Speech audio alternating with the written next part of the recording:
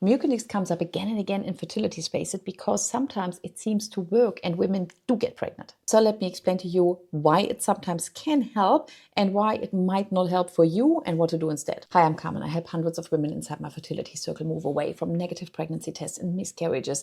And this is one of those topics where half-truth really might keep you stuck. Mucinex contains something that thins out mucus, and it does it by increasing water content and reducing viscosity. And it doesn't care whether that mucus is in your lungs or in your cervix. So when women who already ovulate and already have reasonably functioning estrogen signaling, but they make thick, sticky, scanned or dry cervical mucus, it can temporarily make mucus look more slippery and watery, and sometimes even egg white-like. And thinner mucus does allow sperm to move more easily.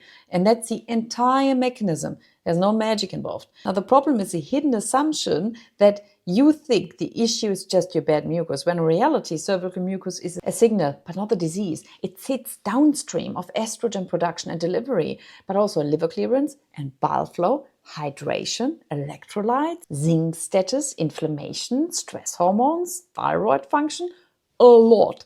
And Mucinex fixes literally none of that. Nothing at all. It just dilutes the final product, the final end product. And which is why some of you might swear by it and got pregnant. And that's more than fair enough. Because if your only problem is that the mucus is too thick and sperm can't swim through, and maybe as well sperm quality is not the best, and that's the reason why it doesn't find its way through it and needs more watery, slippery mucus, yeah, then it might help. But there are plenty of women out there who take it and it's not working. And it's not working because of all the reasons I just named. What actually works to not just help your mucus, but your entire terrain is, first of all, start with proper hydration and maybe also add some electrolytes, not just water. Then correct your zinc deficiency. Where do you find zinc? In meat, in fish, meat, but mostly meat. Eat more meat.